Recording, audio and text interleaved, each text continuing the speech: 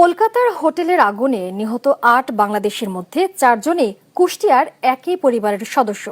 এই ঘটনায় এলাকায় শোকের ছায়া নেমে এসেছে। এ নিয়ে আরো জানাতে যুক্ত হচ্ছেন সহকর্মী নাহিদ হাসান তিতাস।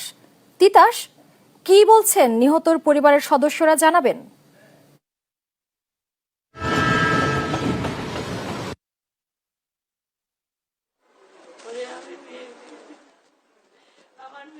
সালমা, চিকিৎসার জন্য ভারতে গিয়ে কলকাতার হোটেলে এসি বিস্ফোরণের অগ্নিকাণ্ডের ঘটনায় কুষ্টিয়ার যে সাংবাদিক, তার স্ত্রী এবং সন্তান ও তার শ্বশুর মারা গেছে। আমি সেই দেবাশিস দত্তের বাসায় রয়েছে, সাংবাদিক দেবাশিস দত্তের বাসায়। এখানে এই সন্তান হারানোর যে আকুতি, অর্থাৎ পরিবারে একেবারে শোকের মাতম চলছে। বাবা বাকরুদ্ধ, মা কান্নায় মূর্ছা যাচ্ছেন একটু পরপর তার সন্তানের জন্য। আমরা পরিবার সূত্রে থেকে জানতে পেরেছি যে গত ৩ আগস্ট স্ত্রী এবং সন্তানের চিকিৎসার জন্য কুষ্টিয়ার এই বাসা থেকে কিন্তু দেবাশিস দত্ত তার পরিবার নিয়ে ভারতের বেঙ্গালুরে যান এবং সেখানে ১৩ দিন অবস্থান করেন এবং সেখানে চিকিৎসা নেওয়ার পরেই কিন্তু ১৭ই আগস্ট তারা কলকাতায় ফিরে আসেন বাংলাদেশে ফেরার জন্য। কিন্তু টিকিট না পাওয়ার কারণে কিন্তু তারা কলকাতার একটি হোটেলে অবস্থান করেন এবং সেখানে থাকার সিদ্ধান্ত নেন। আজকে ১৯শে আগস্ট কিন্তু তার সকালে একটি ফ্লাইটের মাধ্যমে তার দেশে ফেরার কথা ছিল, কিন্তু দুর্ভাগ্যজনকভাবেই গতকাল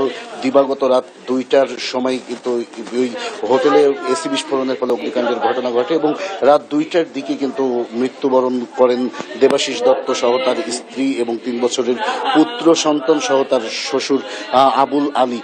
এই ঘটনার আকরাম আলী, এই ঘটনার পর থেকে কিন্তু এই এলাকায় যে কুষ্টিয়ার যে আড়ুয়াপাড়া এলাকা রয়েছে, এই এলাকায় শোকের ছায়া নেমে এসেছে। পরিবারের মধ্যে চলছে শোকের মাতম। সাংবাদিক থেকে শুরু করে স্থানীয়রা, দেবাশিসের যারা বন্ধু বান্ধব রয়েছে, তারা কিন্তু কেউই মেনে নিতে পারছেন না যে আসলে দেবাশিসের এই অকাল মৃত্যু। আসলে এভাবে চিকিৎসার জন্য ভারতে গিয়ে যে দেবাশিস দত্ত এবং তার স্ত্রী, সন্তান এবং তার শ্বশুরের যে মর্মান্তিক মৃত্যু ঘটবে, এমনটি আসলে কেউই মেনে নিতে পারছেন না। আমরা পরিবার সূত্রে যতটুকু জানতে পেরেছি যে পোস্টমর্টম সম্পূর্ণ হয়েছে ইতিমধ্যে ভারতে এবং আগামী কালকে বিকেল নাগাদ হস্তান্তর করার কথা রয়েছে মরদেহ। সন্ধ্যা নাগাদ হয়তো কুষ্টিয়ায় এসে পৌঁছানোর কথা রয়েছে। আমরা এমনটাই জানতে পেরেছি। এদের পরিবারের থেকে তার যারা আত্মীয় স্বজনরা রয়েছেন, পরিবারের অন্য সদস্যরা রয়েছেন, তারা কিন্তু ইতিমধ্যে ভারতে গিয়েছেন এবং তারা মরদেহ নেওয়ার জন্য যে প্রক্রিয়া সেটা কিন্তু শুরু করেছেন। আমরা এখন যেটা দেখছি পরিবারে, আসলে পরিবারে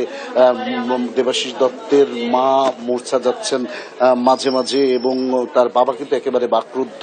তার একমাত্র সন্তানকে হারিয়ে কিন্তু পরিবার একেবারে স্তব্ধ হয়ে গেছে। একমাত্র দেবাশিসের এখন ৭.৫ বছরের একটি মেয়ে রয়েছে। আসলে সে জানেও না যে তার বাবা মা এবং তার ভাই কিন্তু অগ্নিকাণ্ডের ঘটনায় গতকালকে নিহত হয়েছেন।